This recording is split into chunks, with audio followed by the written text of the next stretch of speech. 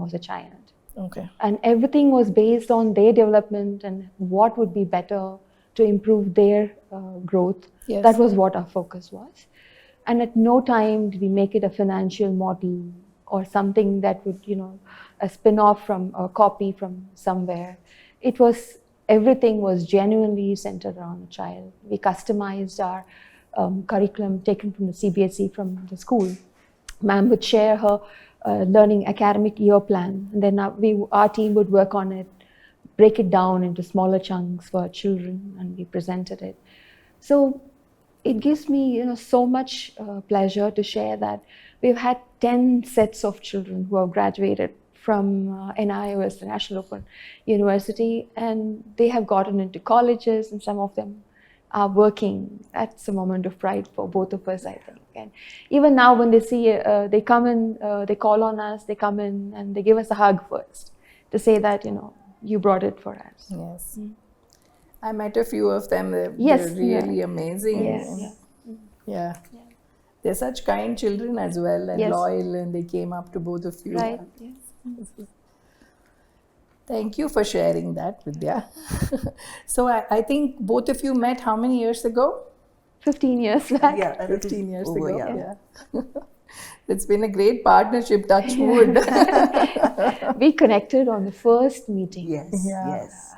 Though, of course, when Vidya walked in, I was a little intimidated. Okay. Because here we are in saris and things, and she was always in Western West, snappily dressed, sharply dressed all the time. So I was a little intimidated those days. Little did I know the person underneath. Yeah. That really developed over the many years. Yeah. I remember the time you came back. See, that time is always a little bit confusing because you don't know where you really fit, right? Right. So even in your clothes, in your thinking, I've always gone through that. It takes a little bit, for time to know. Settle in. Exactly. Yeah. That's awesome. So we move to the next segment. So the next segment is about empathy and kindness, and how we can use the classroom for that, and how these two wonderful women are using the classroom for that. So what is the role of empathy? Does it even have a role in today's classroom? I'll go with that.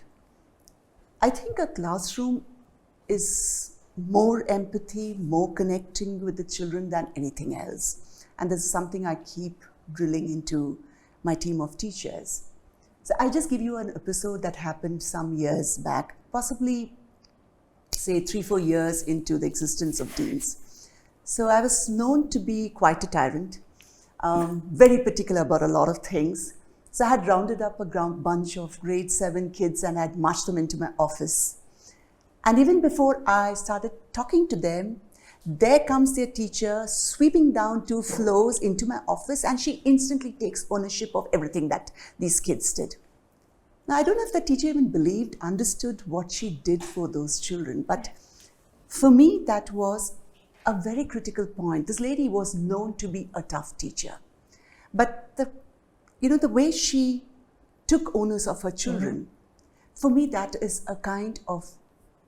kindness, that's what you would call empathy, and that's so critical for children to know that there is somebody looking out for them at all times. Almost like a mother in the school, right? Absolutely. Yes. And she was a tough teacher. Okay, she was known to be that. There was another episode which happened very recently, about a year and a half back. I got this mail from one of our ex-students asking me if he could come and meet with me. So I thought to myself, what does Satak really want? So Satak was going abroad, and he's part of the UN today. So he'd finished his master's, done lots of things. He's a big man today. He was coming back to meet with me, and when he walked into my office, and I actually quote this. So Satak says that my meeting with him was at about 9:30 or so in the morning. He was waiting outside, and he says, I actually was, breaking my knuckles, and, I was a little nervous. I said, why, Satak? And then he says, oh my God, you were such a terror. So I said, I'm not a terror anymore. He said, ma'am, I don't think you should change. And I'll tell you why he said this.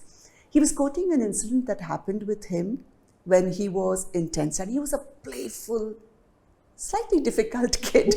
So I had put him on detention because he hadn't completed any work. And I was supervising his detention, and this boy had a basketball match to play. And I said, you finish your work. So all he knew is that I was breathing down his neck and I was finishing his work. And he tells me, and I don't recollect this incident at all, but he narrated this whole incident to me. He tells me that while he was doing detention and I was watching him do his work, as he was finishing his work, apparently I called the coach over the intercom and said, hold the game, Sathak is joining you. Okay, and so Sathak was on a suspension from basketball, his favorite game. He says, I couldn't believe it. He's come back 10 years later to tell me, thank you. Okay, so again, at that point when you do things like this, you never realize that somebody was touched. But I think these are little instances. And again, it's empathy, kindness is not indulging in a child. It's doing what is right for them. They will come back and understand. Yep. I think that's so critical in a classroom. You know, today, if you're pampering a child, people think that's kindness. And that's empathy. That's not empathy. I believe in empathy in a class is understanding a child's real need, helping the child, you know, take off those layers of pretense and things like that. Yes. And getting them to move on. Yeah. Right? So, Like